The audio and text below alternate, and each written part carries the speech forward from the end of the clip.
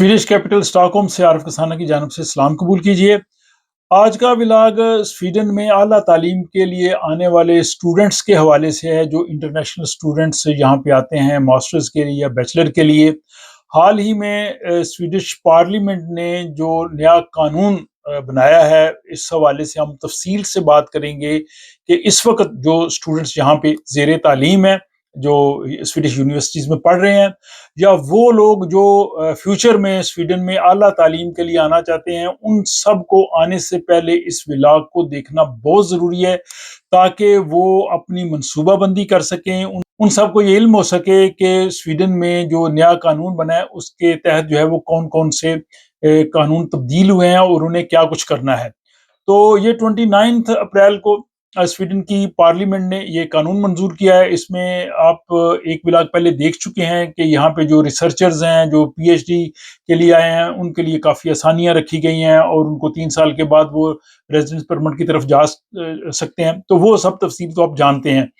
लेकिन international students के हवाले से भी मैंने बात की थी और इसके बाद बहुत ज़्यादा सवालात आए। तो अब मैंने जो कानून पास किया है स्वीडिश पार्लियामेंट ने, उसको बगौर मैंने पढ़ा है और उसके कुछ स्क्रीन शॉट्स जो कि स्वीडिश में है, मैं आपको दिखाता जाऊंगा ताकि आपको उसका अंदाज़ा हो सके। और स्वीडिश पार्लियामेंट को उस वक्त जो चेयर कर रहे थे, उन्होंने इस कानून साजी के हवाले से जो कुछ कहा, इसका थोड़ा सा अहवाल आप भी जानिए।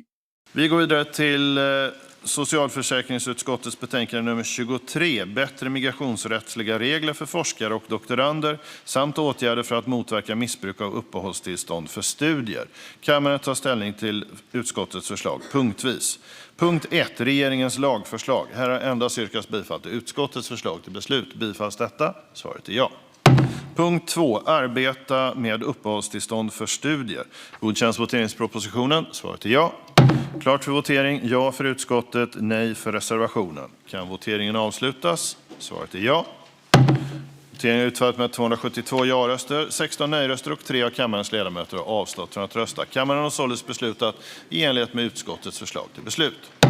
तो स्वीडिश पार्लियामेंट की सदारत जो कर रहे थे, उन्होंने उस कानून के हवाले से बताया है। इस कानून का जो थोड़ा सा मैं पस मंज़र भी आपको बताना चाहूँगा कि यहाँ पे जो इंटरनेशनल स्टूडेंट्स आ रहे थे, उनके लिए यहाँ पे काम करने पे कोई ऐसी कदगन नहीं थी, वो जितना मर्जी काम करें। फिर इसके बाद ये है कि वो 30 क्रेडिट के बाद अपना वो फ्रीज करके वो स्टडीज वो कोई काम कर लेते थे, वर्क परमिट ले लेते थे और इस तरह की बेशुमार उनको जो है वो आसानियां थी। इस पे जो है वो 2-3 साल से जो है वो एक सिलसिला जारी था। सबसे पहले यहाँ माइग्रेशन एजेंसी ने एक रिपोर्ट जो है वो मुरतब की और उसमें उन्होंने बताया कि जो इंटरनेशनल स्टूडेंट्स यहाँ पे आते हैं, वो यहाँ जो सिस्टम में आसानियां हैं, उनके तहत वो आते तो स्टूडेंट बन के आए, लेकिन इसके बाद उनकी असल मंजिल जो है वो यहाँ पे सेटलमेंट होती है, जॉब्स होती है, या यूरोप के दूसरे ममालिक में जाना होती है। और उसमें उन्होंने पाकिस्तान का भी खसूसियत से जिक्र किया था। उस व्लॉग का लिंक भी जो है वो इस वीडियो के आखिर में मैं दे दूंगा, ताकि आप उस पस मंजर को अगर आप जानना चाहते हैं तो आप देख लें।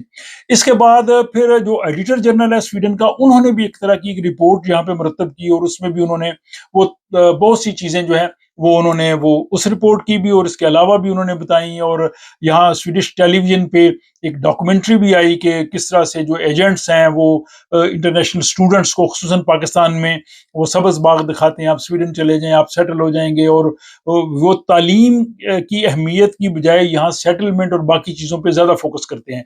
तो ये तकरीबन 3-4 साल से स्वीडिश मीडिया में और यहाँ जो इदारे हैं, माइग्रेशन एजेंसी और हुकूमती इदारे, इनमें से सिलसिला जारी था और ये बिल्कुल मुतवक्के था कि वो इस किस्म के जो है वो सख्त फैसले करेंगे।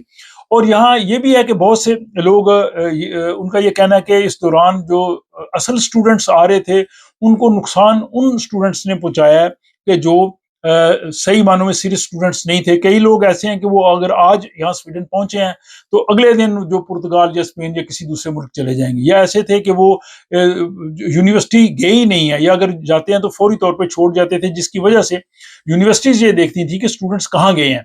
تو یعنی سسٹم کو مس یوز کرنا یہ بھی اس کی ریزنز ہو سکتی ہے، ایجنٹس کا سبز باغ دکھانا وہ بھی ہو سکتی ہے، اور بہت سی جو رپورٹس ہیں وہ بھی ہیں۔ اب یہ صورتحال جو ہے وہ جو اسٹوڈنٹس آنے والے ہیں ان پہ یہ اثر انداز ہوگی۔ تو اب انہوں نے یہ جو ساری اس کے حوالے سے جو قانون سازی کی ہے، یہ اس سال 11 جون سے جو ہے وہ نافذ ہو جائے گی۔ یعنی اس وقت جو اسٹوڈنٹس یہاں پہ پڑھ رہے ہیں ان پہ بھی جناب وہ سارا کچھ ہو جائے گا، اور بنیادی طور پہ اس میں یہ کہا گیا ہے کہ اسٹوڈنٹ ویزا جو ہے اس کو اسٹرکٹ کیا جائے گا۔ اس میں جو جینون اسٹوڈنٹس ہیں صرف وہ آئیں اور وہ یہاں پہ اپنی اسٹڈی پہ فوکس کریں، اور ان کو جو ہے وہ اسٹڈی جو ہے وہ مکمل کرنی ہوگی، اور ان کو جو ہے وہ سویڈش سسٹم میں جو پہلے ان کے لیے بہت سی آسانیاں تھیں وہ ان سے جو ہے وہ اب وہ ان کے لیے نہیں رہیں گی۔ ایک اس میں جو بڑا امپورٹنٹ تھا، پہلے ہوتا تھا کہ لوگ 30 کریڈٹ پڑھ کے اس کے بعد اس کو فریز کیا اور اس کے بعد وہ ورک پرمٹ اور دوسری طرف چلے گئے۔ اب جو ہے وہ 30 کریڈٹ کی بجائے انہوں نے کہا جی کہ کم سے کم ان کو 60 کریڈٹس جو ہے وہ پڑھنے پڑیں گے، یعنی 1 سال ان کو اپنی تعلیم مکمل کرنا پڑے گی، اس کے بعد وہ ورک پرمٹ کی طرف جو ہے وہ جا سکیں گے۔ ایک دوسرا یہ ذہن میں رہے کہ ورک پرمٹ کی جو سیلری ہے وہ تقریباً اس وقت 34,000 کے قریب ہے، تو یعنی وہ بھی ہائی سیلری پہ ورک پرمٹ لینا بھی خاصا مشکل ہے۔ اگرچہ کچھ پروفیشنز ایسے ہیں کہ جن کے لیے وہ سوچ رہے ہیں، ابھی فیصلہ نہیں ہوا کہ جن کو ایگزمپٹ شاید کر دیں کہ ان کی کم سیلری والے بھی جو ہے وہ آ سکے، لیکن آپ کے ذہن میں رہنا چاہیے کہ اگر آپ نے سویڈن آنا ہے تو 1 سال کا آپ کے پاس ایکسپینسز ہوں، 1 سال آپ نے پڑھنے ہیں، اس میں 1 سال کی ٹیوشن فی یعنی 2 سیمسٹرز کی دینی ہے، آپ نے اسٹڈی کرنی ہے۔ اور اس کے بعد بڑا ایک اور تبدیلی کی گئی ہے، پہلے کیا تھے کہ اسٹوڈنٹ جتنا مرضی کام کریں، وہ اوور ٹائم کر لیتے تھے، وہ پڑھنے کے ساتھ بھی کر لیتے تھے، وہ روزانہ پڑھ بھی رہے ہیں اور ساتھ ہر روز 6 7 8 گھنٹے کام کر لیتے تھے ویکینڈز پہ۔ اب انہوں نے کہا جی کہ وہ صرف ویک میں 15 گھنٹے کام کر سکیں گے، تو 15 گھنٹے کا مطلب یہ ہے کہ وہ اس سے زیادہ وہ کام کر نہیں سکیں گے، اور ہاں جب وہ چھٹیاں وغیرہ ہوں تو ان میں وہ کام کر سکتے ہیں، وہ ظاہر وہ آپ کو پتا 2 2.5 مہینے سے زیادہ ہوتی نہیں۔ پھر اس کے بعد یہ کہ اگر وہ اسٹڈیز میں سیریس نہیں ہے، ان کی پروگرس نہیں ہے، تو ان کا ورک کینسل ہو سکتا ہے۔ پھر اگر ان کا ہو سکتا ہے تو ان کی فیملی کینسل ہو جائے گا، تو فیملی کا وہ ڈیپینڈنٹ ہوگا اس کے اسٹوڈنٹ پہ جو یہاں پہ آئے ہیں۔ تو گورنمنٹ یہ چاہتی ہے کہ جو لوگ یہاں پہ آئیں وہ اسٹڈیز کے لیے آئیں، اگر وہ اسٹڈیز کے لیے آئیں گے، اپنا تعلیم مکمل کریں گے، پھر کوئی پرابلم ہے نہیں۔